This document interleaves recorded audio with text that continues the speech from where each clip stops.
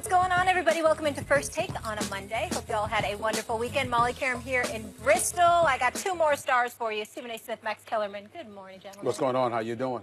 What's going on? Excellent. Stephen A. up so late. Stephen A. up so late. He's still in Los Angeles. I'm still in Los Angeles because I was here working Saturday and Sunday. I didn't get off Friday, bro. How Don't work about that way it? for me. I'm trying to give you some props. You I know. I appreciate it. I appreciate it. All That's right. all I'm saying. No days off for these guys. Let's get into it. Coming up, also, don't miss our reaction to the war of words between LeBron James and Laura Ingraham. Plus, you don't want to miss how Stephen A. feels about his friend, Tim Tebow, apparently getting a shot in the majors. How about it? But, gentlemen, about last night, LeBron James led Team LeBron, to victory in the first team captain All-American game since he won his third All-Star MVP award for his efforts. Stephen A., you were there, as we just discussed. What grade would you give the All-Star game?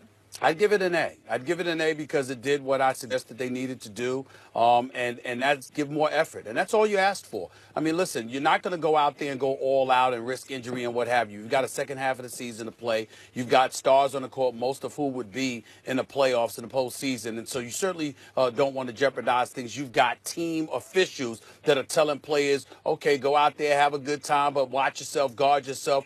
We've got a championship that we're gearing towards, that we're aiming for and what have you. And so you know you don't expect and anticipate max effort.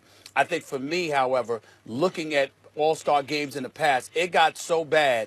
Last year, I left before the All-Star game even began. I was so disgusted with it. Just the lack of effort that you see on a part of players over the last several years. It became nothing but a layup line or a dunk drill or a dunk contest. And when you're watching an actual game, that's not what you're paying to see. One of the things that I religiously throw out there as a comparison is that during the off season, when these guys are playing in summer, in whether it's just summertime, training, trying to get themselves in shape for the season, they play harder than they play during All-Star weekend. And to me, that makes no sense. I'm not saying that you go all out 1,000%, but you can give some effort. It's not football. You don't have to worry about injuries to the degree that you have to worry about on the football field. If you can show up on the court during the summertime and give some effort, not necessarily go all out, but give enough effort where you're putting yourself through a decent workout and there's a level of competition that actually exists with nobody watching. You're just in the gym by yourself, away from the crowds and everything like that.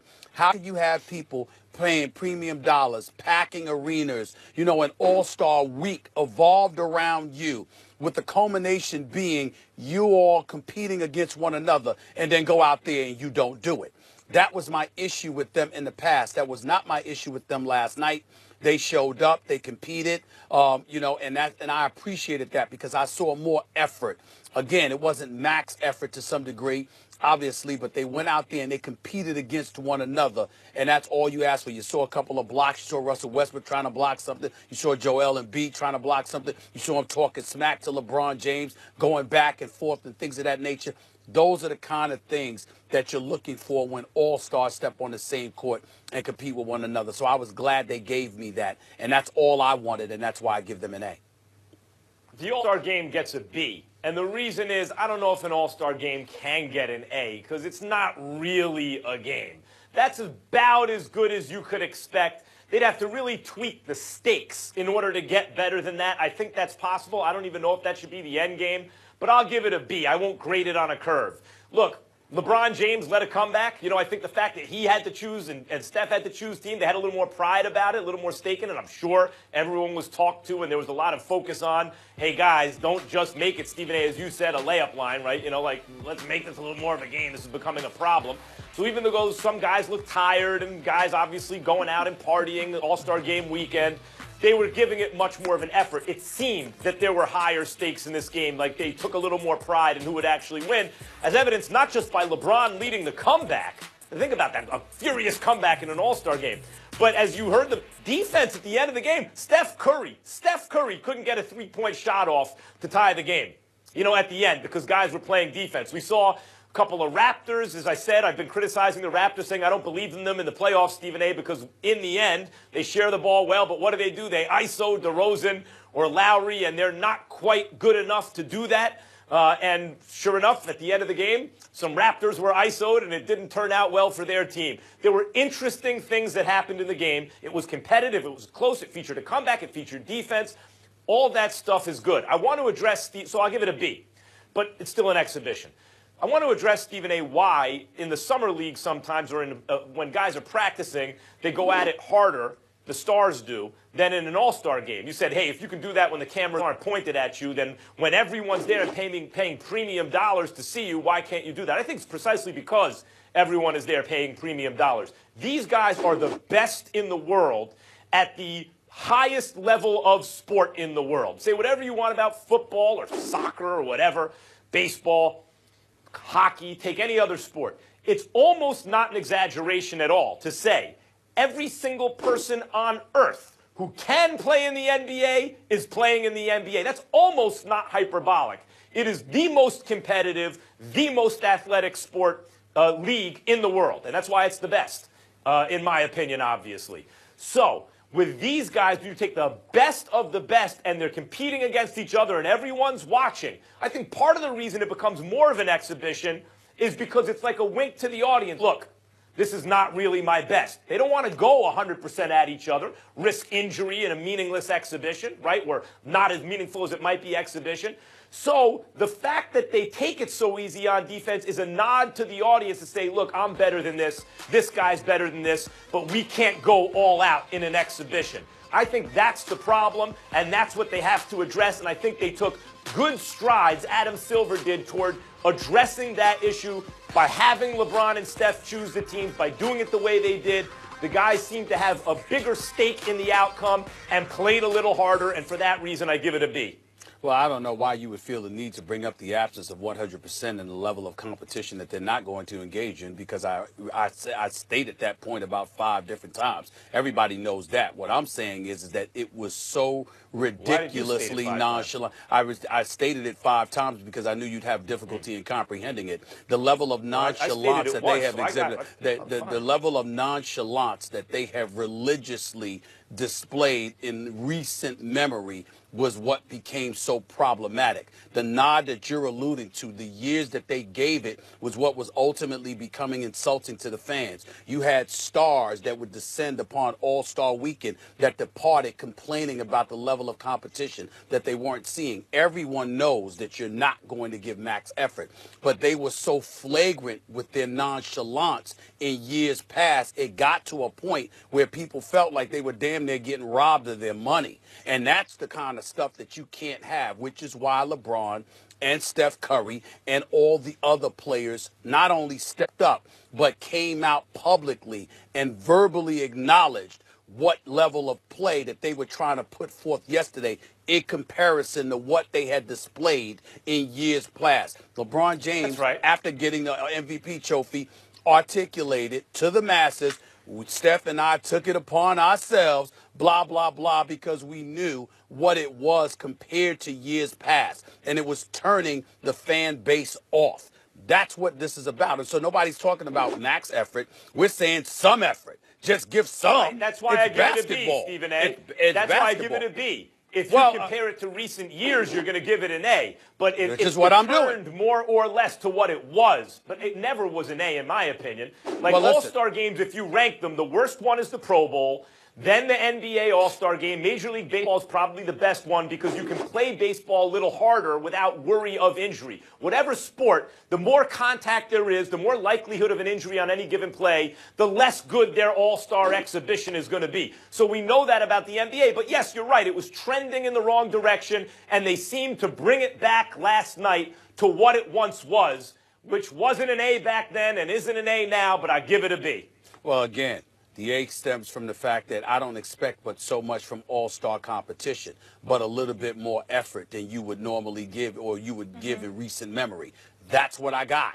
All I was looking for was some effort. You can't sit up there and just snub your nose at people and a paying customer and literally show them you don't give a damn about anything. Go out there, and if you're going up against all-stars, and guess what? You don't get to face them throughout the year for the most part. You want to look at them, you want to compete just a little bit, and that's what they gave us. Saw a little defense yep. tracking in the right direction, and now we'll have the All-Star draft, obviously, which was exciting and be televised on TV next year, which is also a positive, gentlemen.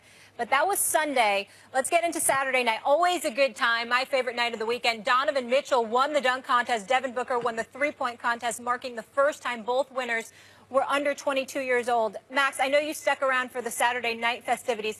How did you feel about the weekend as a whole?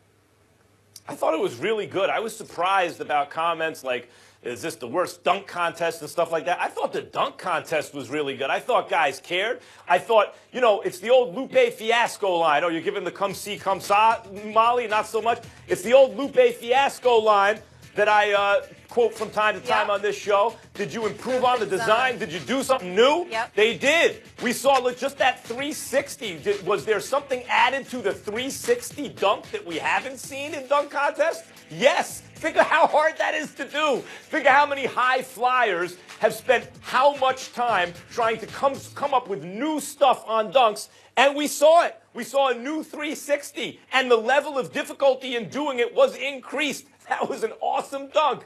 And Larry Nance Jr., in his father's old jersey, in the dunk contest, bringing out the same dunk, was awesome. It was just a great moment. And the double tap off the glass by Larry Nance Jr., we saw new stuff, we saw creative stuff, we saw a nod to the past. That's excellent. I thought the dunk contest was excellent. Jr. I thought he should have won. That was Dennis the best one, in my Smith, opinion. no question. And all I can tell you is, three-point contest, skills contest, all-star game, whatever, you can think about it. It's about the dunk contest. All-star game weekends, that's the thing you remember, is the dunk contest. I thought it was a pretty good one. I was into it. I think all-star festivities were very good this year. It was all right.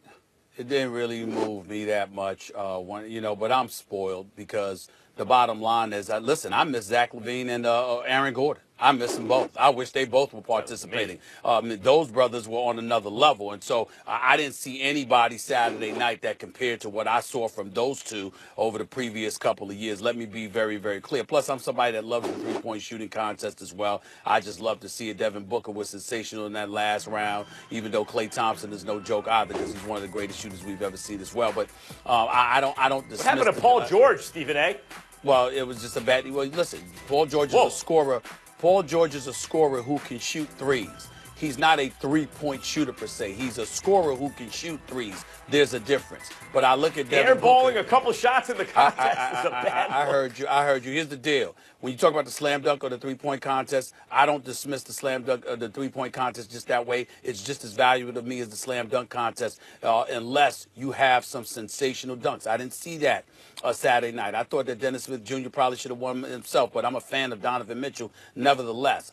I just wish that, the days of Vince Carter and Dominique and Jordan before him, even Kobe in his rookie year and stuff like that, I miss that kind of stuff. I didn't see anything like that Saturday night. It just didn't move me like that. I didn't see anything innovative. I didn't see anything that really, really stood out. I just looked at it from the standpoint I found myself craving.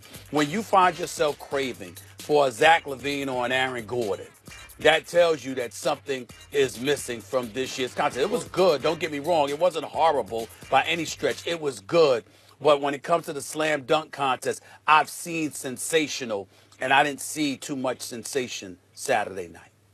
Well, I mean, to say Zach LaVine and Aaron Gordon, you're bringing up the best dunk contest of modern NBA history. That was the one. That compares to Vince Carter and Dominique going up against Jordan, although Zach LaVine and Aaron Gordon aren't Vince Carter, let alone Dominique Wilkins, let alone Michael Jordan.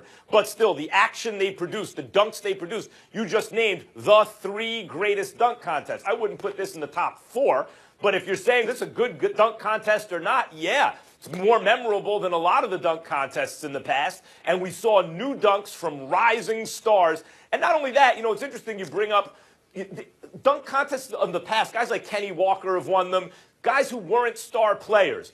The players in this contest, Nance Jr. is an interesting young player, of course, but Dennis Smith Jr. and Donovan Mitchell are very young, rising stars in the league who are putting on that kind of display. And I think that elevates it a little bit more. It's not just athletic guys. They couldn't find anyone else to be in the contest, and they came out with a spectacular dunk. They were getting spectacular dunks.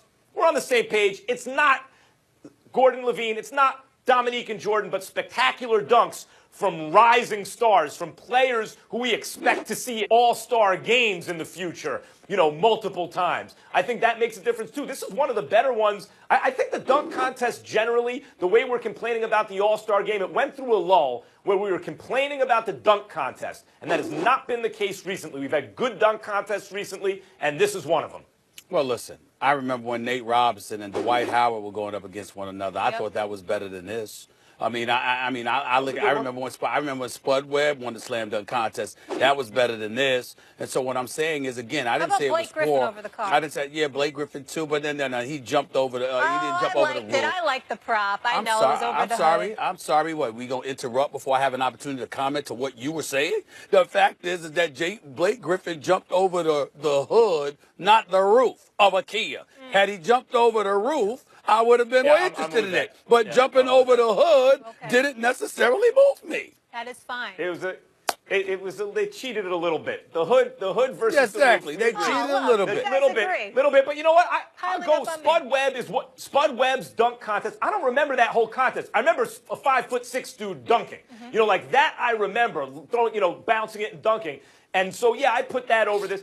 Dwight Howard with the cape, the big guy versus the little guy, say Nate Robinson. Yeah, that's around this, maybe more because Dwight Howard is considered a better player, I guess. But this fits in to one of those kind of contests, maybe a half notch below. I thought it was really good, better than a bunch of the contests we were complaining about. I think the overall picture how about the weekend as a whole, is it was a success and the league is moving it in the right direction. Whatever complaints we had over the last several years about the All-Star game and before that about the dunk contest have been addressed and are moving it in the right direction. It's not perfect, but it was a success in my opinion. And no complaints about the city. We can all agree on that.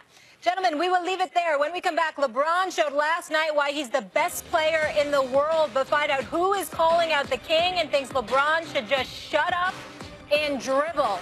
And you don't want to miss our reaction to this topic. The New York Post going with the headline, Leap of Faith. Does our friend Tim Tebow deserve a shot in the majors? Keep it locked on First Take. The best recognize the best. I'm talking about First Take. Woo!